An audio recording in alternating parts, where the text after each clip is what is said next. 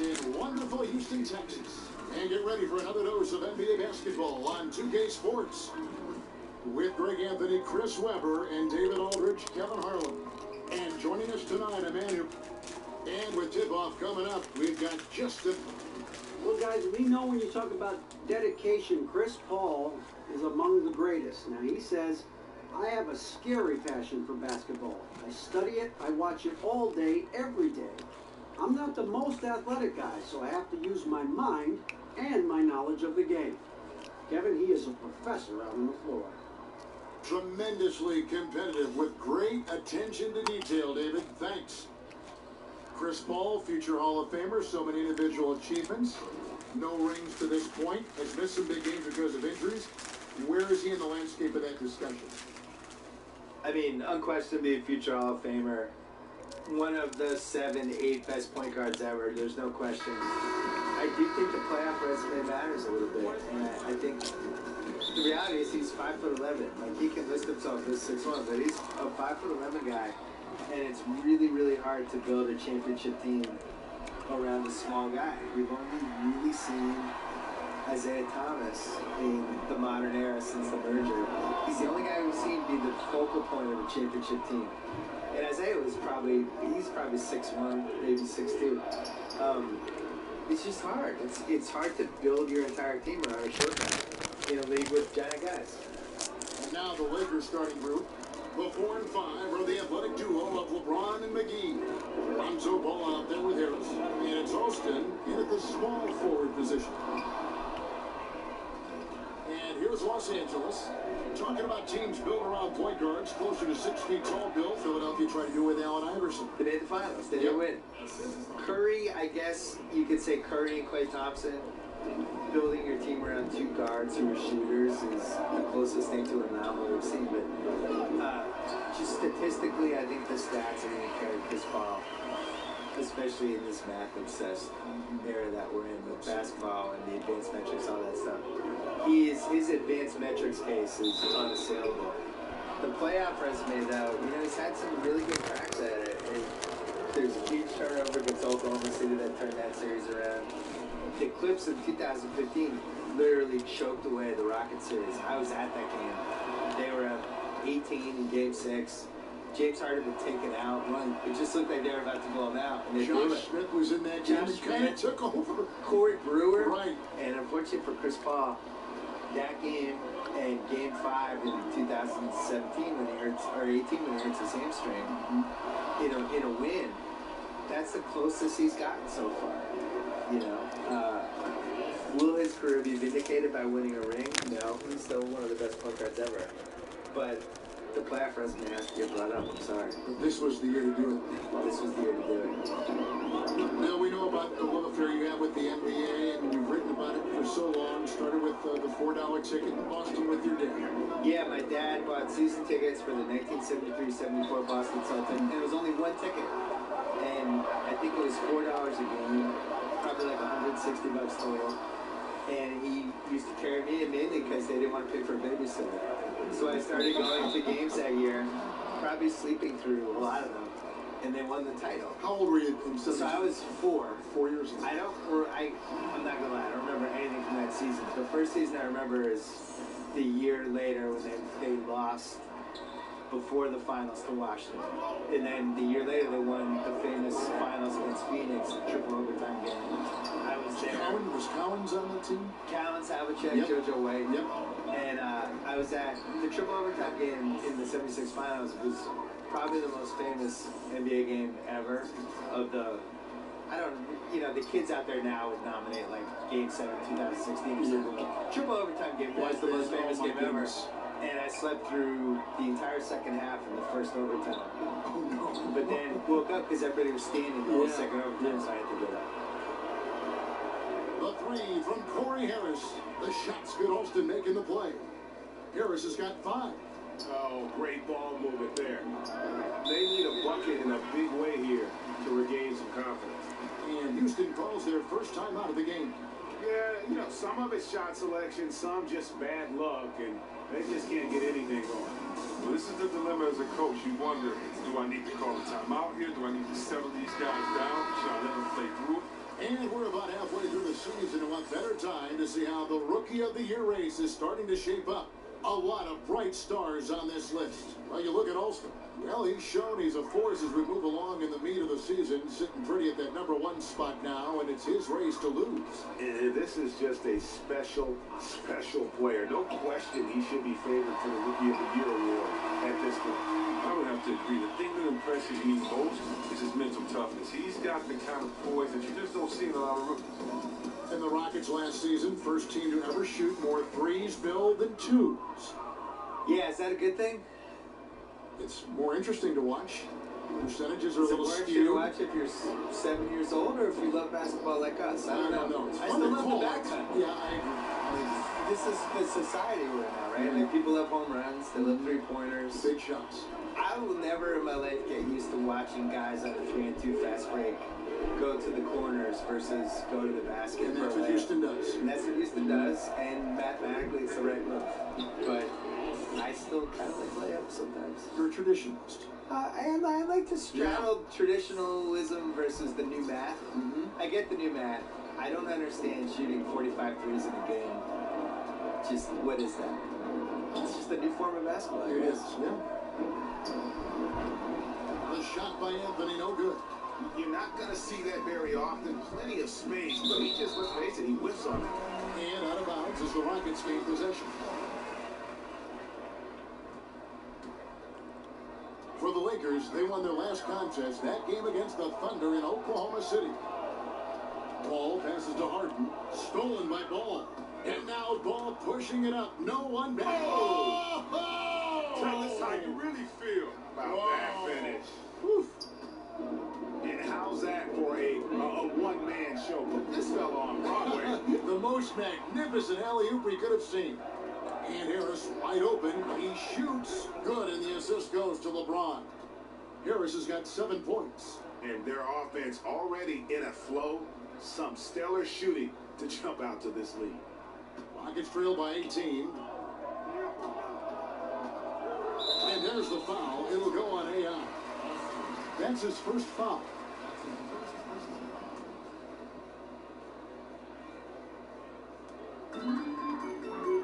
Cabela kicks to Anthony. Always a spirited debate, Bill, around the NBA. Which team was the best ever? I know you have an opinion on a lot of this stuff. Yeah, I used to feel really strongly about my opinion on this, but I think basketball has changed so much over this decade that I'm not even positive how you could compare what this Warriors team is versus what I always thought the '86 Celtics were the best team. But the '86 Celtics were built, I always compared it to a hockey team on a power play. We're just trying to get closer and closer to the net and crowd the net, and they were just built around getting layups and the best possible shots. The Warriors are built around math and shooting threes and spacing the floor. And if you took the '86 Celtics and indoctrinated them in that style for 5 years, they all would have been shooting threes, and they probably would have done it better than the Warriors, but I don't know. So I almost have like the before-after were theirs. I think the Warriors are the best team of the math era, but I still think the '86 Celtics were the best start-to-finish season anyone's had. The dark horse for me was the 01 Lakers, the second Lakers team. When Shaq and Kobe, they had won the year before, rocky first few months, and then they figured out whatever they needed to figure out. Phil Jackson probably sprinkled some Zed fairy dust on them or whatever he did. And they just ripped through the league. And they came very close to going undefeated in the playoffs. So that would be my dark horse. Defensively, giving up far too many open rhythm looks. Alston passes to Rondo. And the Lakers turn it over again. They want to keep rolling here following the win against the Thunder. Just a terrific effort off the bench. Guys came in, they seemed fresh, and they all contributed. Well, and they played more than just a supporting role. I mean, without their points, it would have been tough to get that role win. Looking at who's out there now for the Rockets. Lewis checked in for Anthony. James Ennis comes in for James Harden. And it's Brandon Knight in for Chris Paul. Now a timeout called by Houston. They faced off right here last time they met, but the home club just couldn't pull out the win. and really a resounding loss the last time they matched up. They got absolutely manhandled on the boards. Yeah, and I'll be interested to see how they respond. I mean, they lost the physical battle badly in that game. I'm sure that's still in their minds. Count it. Green's got his first points of the night. Bill, the Rockets going into last season, new ownership. Seems like the transition has been pretty smooth so far in Houston. Yeah, except that they left a title on the table last spring. They came really close. They had big leads in Game 6, big leads in Game 7, and just could not close the door. And that's been a recurring theme for James Harden, for Chris Paul, who missed the last 2 games. Those games, right. And I don't know if they're ever going to have a better chance than that, because you're talking about Chris Paul now. He's in the 2005 draft. I think this is his 14th year. And point guards, as they get older, you can still get the 28 to 30 minutes a game out of them, but you're not getting like a top 3 All-NBA team type of performance. And I just wonder if they missed their window. And Lillard drops them both. Rondo with it. Still looking for his first bucket in this one. Where y'all about to go? Kicks it to AI. We'll be right back. We're just getting coffee and stuff. Who? Dare take y'all? 6 to shoot.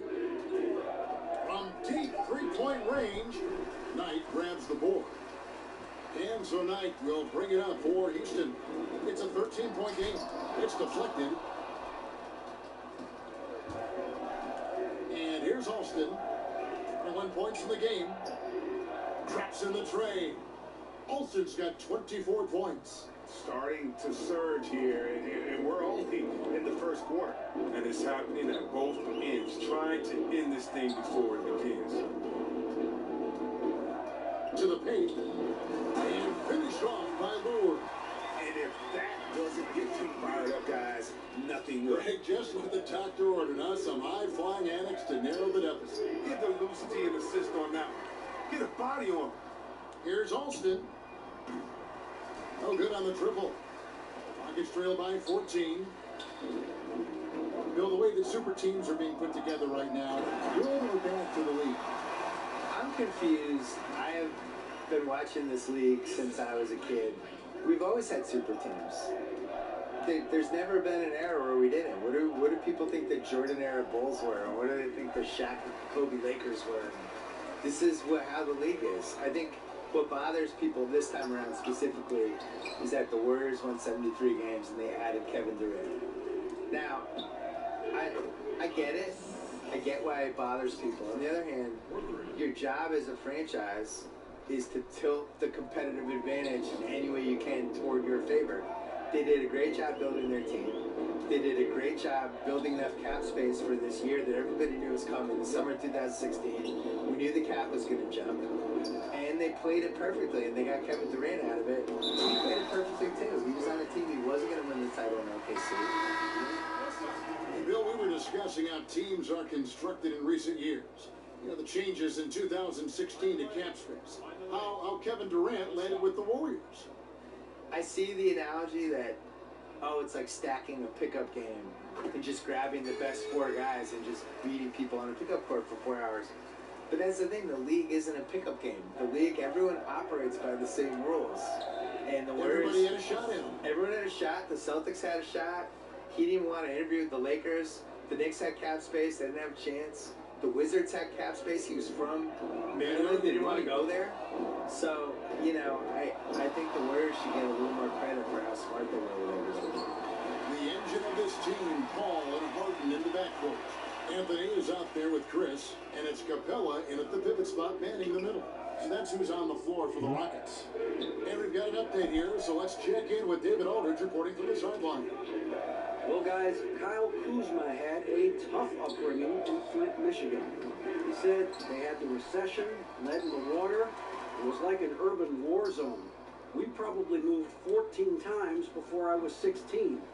Basketball was my key. His drive to succeed in the NBA was born of a desire to escape that environment. Kevin? A tremendous work ethic, David. Thank you. Bill, we know in your writing that you love to incorporate pop culture references. How did that begin with you? Well, it began because in college I was dropping them in columns and people were responding. I think pop culture probably mattered more when I was in college in the 80s and 90s because, we didn't have the internet back then. It was harder to connect with people you didn't know. Basically, we had sports and pop culture and politics. Those were the three ways. If I'm getting to know you, what are the three things we're going to talk about? I didn't want to talk about politics with anybody, so the other two things for me were sports and pop culture. I was also an only child in the 70s with only 5 or 6 TV channels watching Brady Bunch, Partridge Family, Sanford and Son, Jefferson's, Good Times, all that stuff.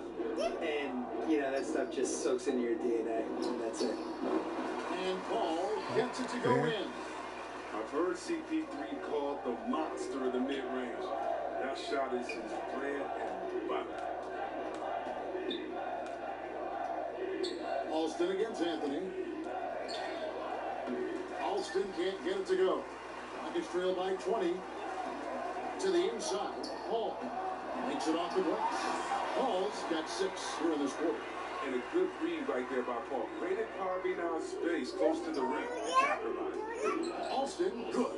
He's taking over the game. Their lead's going to get even bigger if he keeps this up.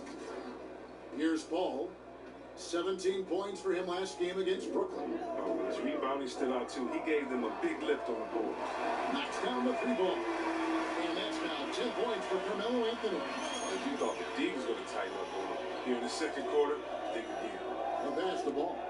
Lets it go from deep. Alston can't get it to go.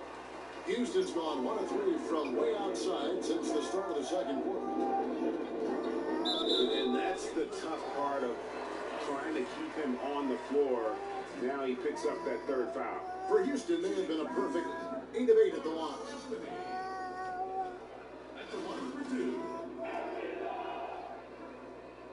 That's good from Anthony. They've hit every one of their free throws here in the second quarter. Very important when you're trailing. Bill, with last year's do-or-die season finale between Minnesota and Denver, final game of the regular season, momentum is gathering for a play-in tournament for the last 2 playoff spots. What do you think about that? Yeah, I wrote about this in 07. I called it the entertaining assault tournament, where basically the first 7 seeds were guaranteed, and the 16 teams that didn't make it out of the 2 conferences, they just went head-to-head, single elimination, and then you have the final 2 games in New York City, and you blow it out, and you have a fun thing with it. I think that Minnesota-Denver game was important, and maybe the solution is, the 6 seeds guaranteed in each conference, and then you have 7, 8, 9, 10 in each conference, and you just have playing games. You have 7 versus 10. You have 8 versus 9. You do it over the course of a couple days. You use the TV revenue from that, because you could get good money from that, to maybe shorten the season, which would be, for me, the #1 thing I would change about the league. I think we should have a 70-game season. You can talk me into 76, but there's too many games. If there's too many nights where the players, I just think basketball's really hard to play. Los Angeles calls timeout. And they're picking up a lot of fouls already.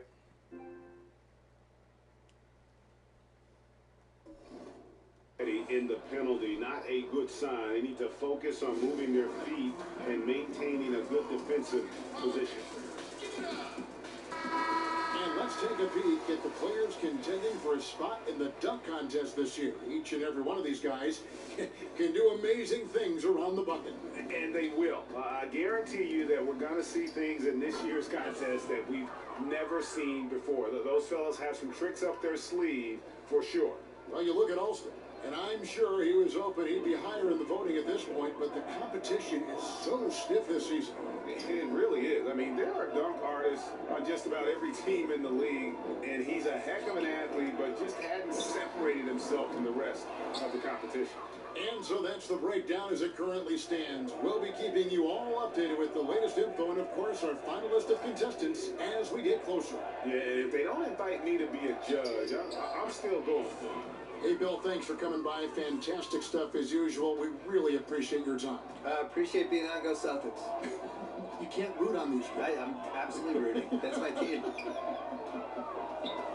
And Greg, how much fun is it to have Bill with us? Such a prominent voice in sports journalism and never afraid to speak his mind.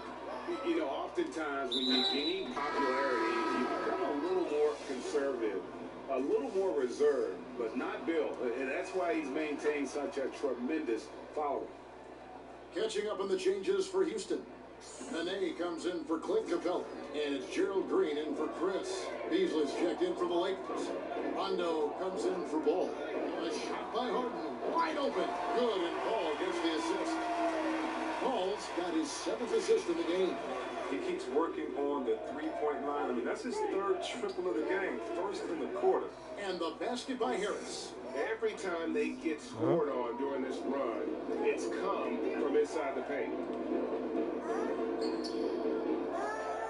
Nene against Beasley. The 3 from Huh? Harden. What? LeBron grabs the miss. LeBron's got 5 rebounds tonight. Just a solid performance on the interior. The rebounding What? has been off the charts. Make all that noise Anthony for. gets it to go. Listen, you can count on Paul to find the open man. His court awareness is simply off the charts. And a wide open look for AI.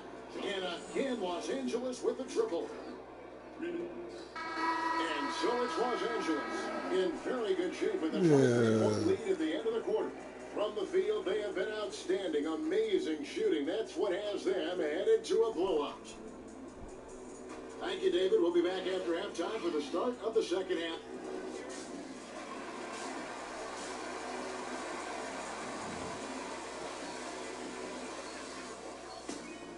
And with a big gap on the scoreboard, the second half begins with very different goals for these teams.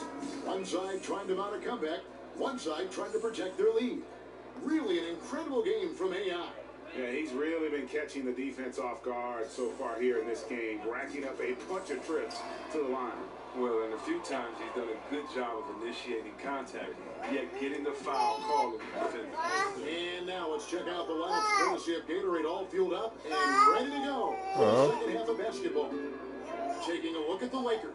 The 4 and 5 are the athletic duo of LeBron and McGee. Harris is out there with Lonzo Ball. And it's Alston in at the 3. Harden with it, picked up by Harris. Harden's shot is off. Some tough D in the paint, getting between him and the bucket and stopping the easy moves. A lot of people have a lot of opinions on Lonzo Ball, but one thing is for sure, Chris, he is a playmaker. Oh yeah, his teammates love to play with him. That's a big thing, Kevin.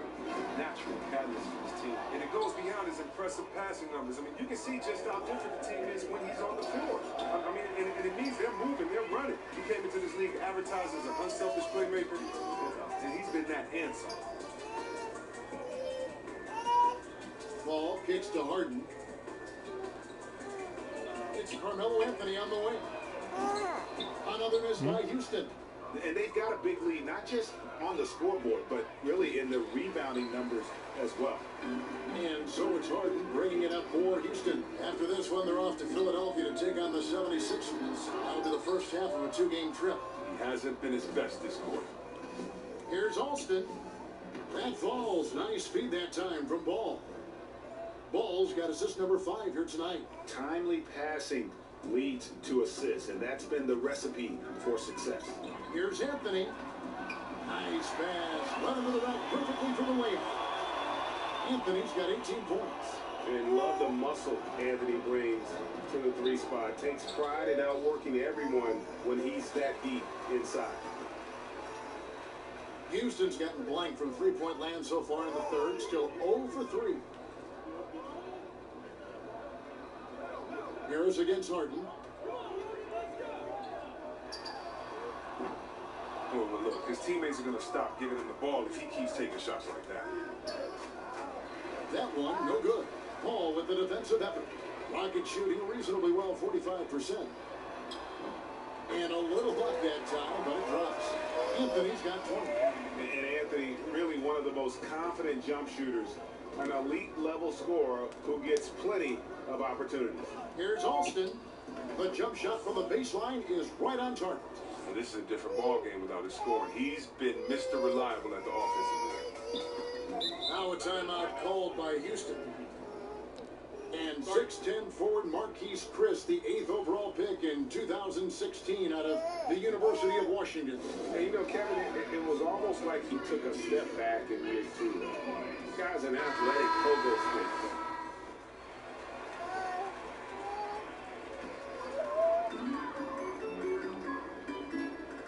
Now here's Green. Looking at his point production, he averages almost 11 points a game. Pass to Chris. Nene outside. Paul outside. Pocket 6. And they double up Paul. Deep 2 from Anthony. The Rockets with another miss. He's not the only one to blame for them being behind, but he hasn't helped their cause much. Fires from deep. Alston can't get it to go. Rockets trail by 20. Green with the ball. Picked up by Harris. Inside, here's Chris. Good, and it's Green picking up the assist. And this is where Chris does a considerable amount of damage. Feels comfortable taking those interior shots. Does well to burrow his way into the post, but loses his touch on the finish. Took him no time at all on that one. Green's got 7. There's no lack of aggression on his part. When he's got the chance to score, he'll take it. Rondo passes to Alston. Shot, high post. And another one falls. Amazing. And he's been dominant here thus far. Shouldering the offense, GA really taking it to the opposition.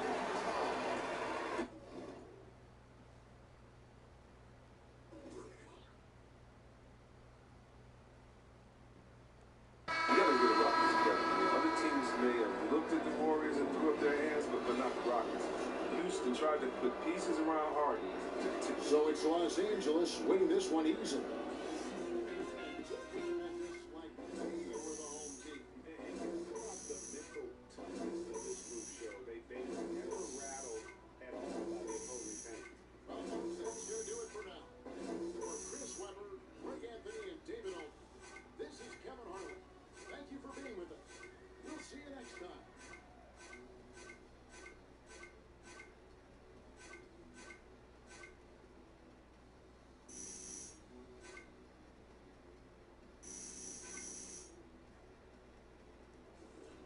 We need to figure out what we're doing tonight.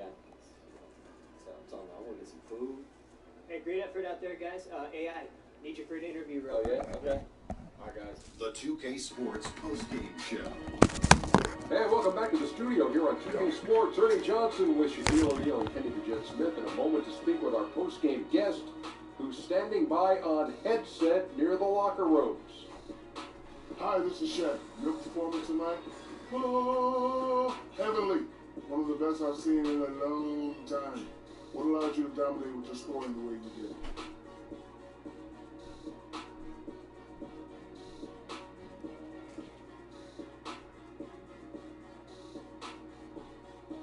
Oh man, I just try to stay active and engaged. Flashed open shots, be aggressive out there on the floor. My teammates did a great job, setting me up to succeed, and they opened up lanes and opportunities, and tonight I was able to capitalize. That's what they call you the big capitalization. Great game, AI. Call me that? Okay. And that's a wrap, everybody. Thanks for joining us this evening. For Shaq, for the Jet, for Kevin Harlan and the entire 2K Sports crew, this is Ernie Johnson. We will see you again soon.